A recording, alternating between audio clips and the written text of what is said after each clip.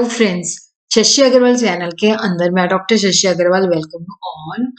आज का जो हमारा सब्जेक्ट है that is the partnership account और जिसके अंदर we are going to understand a very important question, dissolution of partnership versus dissolution of firm. जब पार्टनरशिप की डिसोल्यूशन होती है और जब फर्म की डिसोल्यूशन होती है तो उसके अंदर क्या डिफरेंस है उस चीज को हम समझेंगे। अगर आपको मेरा ये एफर्ट सही लगता है तो do like my video, share कीजिए, कमेंट कीजिए, लाइक कीजिए और मेरे चैनल शशि अग्रवाल को अगर आपने सब्सक्राइब नहीं किया हुआ तो do subscribe. This is my app जिसको आप डाउनलोड कर सकते हो। ये जो ऐप है commerce, economics and management students को काफी सारा फ्री स्टडी मटेरियल और काफी सारे मॉक टेस्ट प्रोवाइड करती है और उस तरह काफी सारे स्ट्रक्चर कोर्सेज भी अवेलेबल है।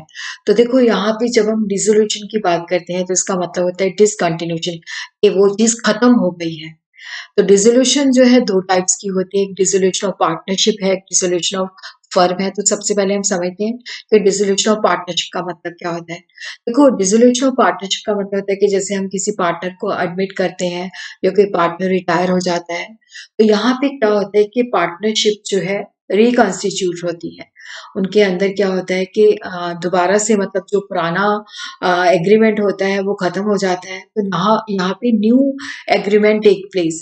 तो यहाँ पे फर्म जो है खत्म नहीं होती, बिजनेस उनके अंदर चलता रहता है, बट जो पार्टनर्स होते हैं उनके अंदर जो एग्जिस्टिंग रिलेशन है वो चेंज हो जाता है और फर्म यहाँ पे अपना बिजनेस कैरी ऑन करती रहती है। लेकिन जब हम डिसोल्यूशन ऑफ पार्टनरशिप फर्म की बात करते हैं तो जिसको सेक्शन 39 जो है डिफाइन करता है, तो यहाँ पे dissolution of partnership among all the partners की वो डिसकंटिन्यू हो जाती है। डिसोल्यूशन ऑफ पार्टनरशिप फर्म के अंदर क्या होता है कि बिजनेस खत्म हो जाता है, फर्म जो है वाइंड अप हो जाती है, एसेट जो होती है उनको डिस्पोज ऑफ किया जाता है, लाइबिलिटी को सेटल अप किया जाता है, अगर कुछ बच जाता है तो पार्टनर्स को दे दिया जाता है और यहाँ पे जो पार्टनर्स है उनके बीच में जो इकोनॉमिक रिलेशन है वो खत्म हो जाता है। तो यहाँ पे क्या है कि जो डिसोल्यूशन ऑफ पार्टनरशिप है वो इससे डिसोल्यूशन ऑफ फर्म का जो डिसोल्यूशन है उससे डिफरेंट है, क्योंकि वहां पे तो जो डिसोल्यूशन ऑफ पार्टनरशिप है वहां पे इकोनॉमिक रिलेशन चेंज हो जाता है, बिजनेस नहीं खत्म होता। लेकिन यहाँ पे बिजनेस खत्म हो जाता है। तो इसको हम अंडरस्टैंड करते हैं कि देखो यहाँ पे जो डिसोल्यूशन ऑफ फर्म है तो यहाँ पे क्या होता है कि जो पार्टनरशिप फर्म है उसका बिजनेस खत्म हो गया और अब पार्टनर्स के बीच में कोई बिजनेस रिलेशन नहीं रहा। लेकिन डिसोल्यूशन ऑफ पार्टनरशिप के अंदर क्या होता है कि यहाँ पे बिजनेस रिलेशन के अंदर चेंज आता है, जैसे कोई नया पार्टनर एडमिट होता है या कोई रिटायर होता है, लेकिन फर्म जो है अपना बिजनेस कंटिन्यू करती है। तो यहाँ पे जो डिसोल्यूशन ऑफ फर्म होता है ये अपनी मर्जी से भी हो सकता है और कंपल्सरी भी हो सकता है बाय ऑर्डर ऑफ कोर्ट। लेकिन डिसोल्यूशन ऑफ पार्टनरशिप जो होता है पार्टनर की अपनी मर्जी से होता है। डिसोल्यूशन ऑफ फर्म के अंदर जो बिजनेस है वो खत्म हो जाता है, डिसोल्यूशन ऑफ पार्टनरशिप के अंदर business of the firm continue रहता है। डिसोल्यूशन ऑफ फर्म के अंदर बुक्स ऑफ अकाउंट जो होती है वो क्लोज हो जाती है, जो एसेट्स होते हैं रियलाइज किए जाते हैं, लाइबिलिटी को सेटल किया जाता है और अगर कुछ बचता है तो वो डिस्ट्रीब्यूट कर दिया है।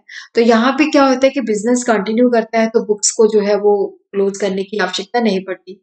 एसेट ऑफ द फर्म जो होती है रीवैल्यूएशन की जाती है, लाइबिलिटी की असेसमेंट की जाती है। अगर रीवैल्यूएशन के अंदर कोई प्रॉफिट होता है या लॉस होता है तो वो जो एग्जिस्टिंग मतलब जो पार्टनर्स होते हैं पहले के, उनके ओल्ड प्रॉफिट शेयरिंग रेशियो के अंदर उनको डिस्ट्रीब्यूट कर दिया जाता है।